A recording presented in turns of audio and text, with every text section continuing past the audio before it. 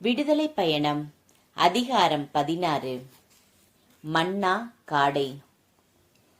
Israel மக்களின் கூட்டமைப்பினர் அனைவரும் ஏலிமிலிருந்து புறப்பட்டு ஏலிம், சீனாய் இவற்றிற்கிடையேயுள்ள சீன் பாலை நிலத்தை வந்தடைந்தனர். அவர்கள் எகிப்து நாட்டினின்று வெளியேறி வந்த 2ஆம் மாதம் 15ஆம் நாள் அது. இஸ்ரேல் மக்கள் கூட்டமைப்பினர் அனைவரும் அந்த பாலை நிலத்தில் மோசேக்கும் ஆரோனுக்கும் எதிராக முறுமுறுத்தனர்.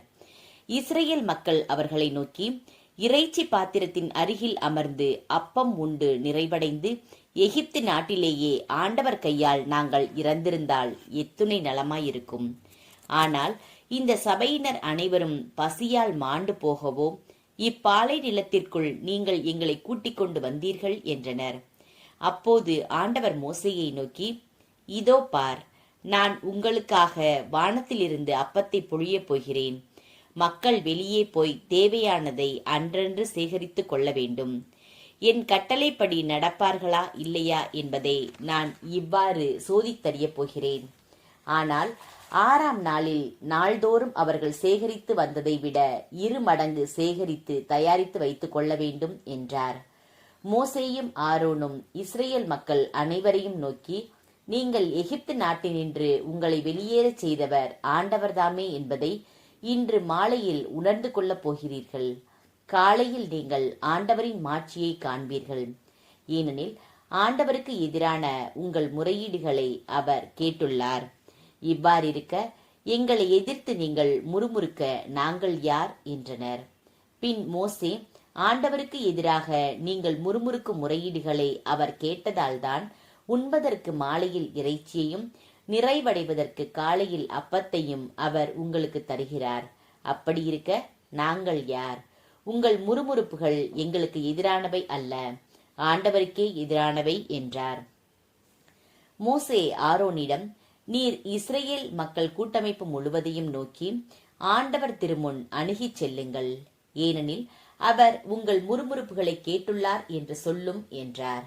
அவ்வாறே ஆரோனும் இஸ்ரேல் மக்கள் கூட்டமைப்பு முழுவதையும் நோக்கி பேசிக் கொண்டிருக்கையில் அவர்கள் பாலை நில பக்கமாக திரும்பினார்கள்.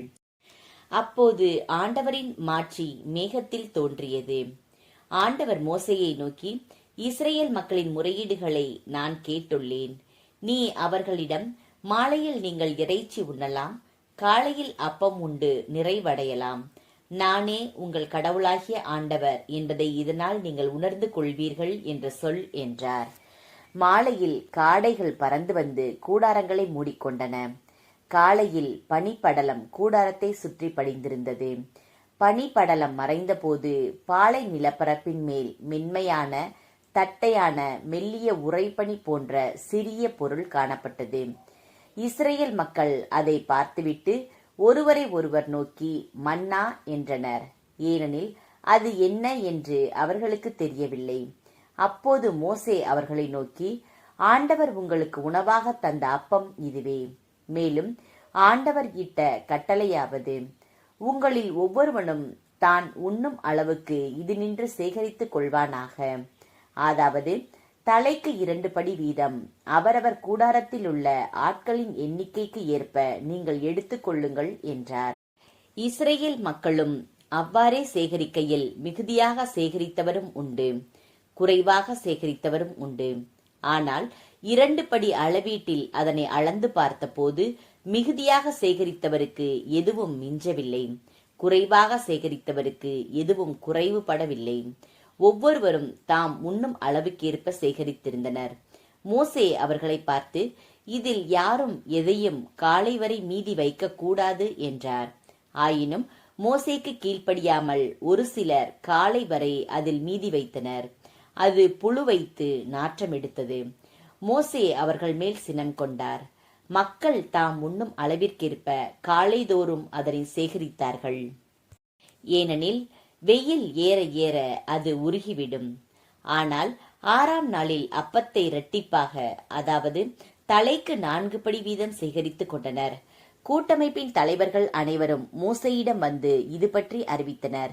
அப்போது அவர் அவர்களை நோக்கி, கடவுள் அறிவித்தபடி நாளைய தினம் ஓய்வு நாள், ஆண்டவரின் புனிதமான சாபத்து. எனவே நீங்கள் சுட்டு வைத்துக் கொள்ள வேண்டியவற்றை சுட்டு வைத்துக் கொள்ளுங்கள், வேக வைக்க வேண்டியதை வேக வைத்துக் கொள்ளுங்கள். எஞ்சியிருப்பவை அனைத்தையும் நாளை காலை மட்டும் உங்களுக்காக வைத்துக் கொள்ளுங்கள் என்றார். மோசே கட்டளையிட்டபடி அவர்கள் அதனை காலை வரை வைத்திருந்த போது அதில் நாற்றம் வீசவும் இல்லை, புழு வைக்கவும் இல்லை. மோசே அவர்களிடம், இன்று நீங்கள் அதனை உண்ணுங்கள், இன்று ஆண்டவரின் ஓய்வு நாள். எனவே இன்று அதனை வெளியில் காண முடியாது. 6 நாள்கள் நீங்கள் அதனை சேகரிக்கலாம், ஆனால் 7ஆம் நாளாகிய ஓய்வு நாளில் ஒன்றும் கிடைக்காது என்று அறிவித்தார். ஆயினும் 7ஆம் நாளில் மக்கள் சிலர் உணவு சேகரிப்பதற்காக வெளியில் சென்றனர், ஆனால் எதையும் காணவில்லை. ஆண்டவர் மோசேயை நோக்கி, எவ்வளவு காலம் என் கட்டளைகளையும் சட்டங்களையும் கடைபிடிக்காதிருப்பீர்கள்? கவனியுங்கள், ஆண்டவர் ஓய்வு நாளை உங்களுக்கு அளித்துள்ளார். அதனால் 6ஆம் நாளிலேயே 2 நாள்களுக்குரிய உணவையும் உங்களுக்கு அளிக்கிறார். எனவே ஒவ்வொருவரும் தம் தம் உறைவிடத்தில் தங்கிவிட வேண்டும். 7ஆம் நாளில் தம் தம் இடத்திலிருந்து எவரும் வெளியில் செல்லலாகாது என்றார். ஆகவே மக்கள் 7ஆம் நாளில் ஓய்ந்திருந்தனர். இஸ்ரேல் குடும்பத்தார் அதனை மன்னா என்று பெயரிட்டு அழைத்தனர். அது கொத்தமல்லி போன்று வெண்ணிறமாயும் தேன் கலந்து ஆக்கிய பணியாரம் போன்று சுவையாயும் இருந்தது.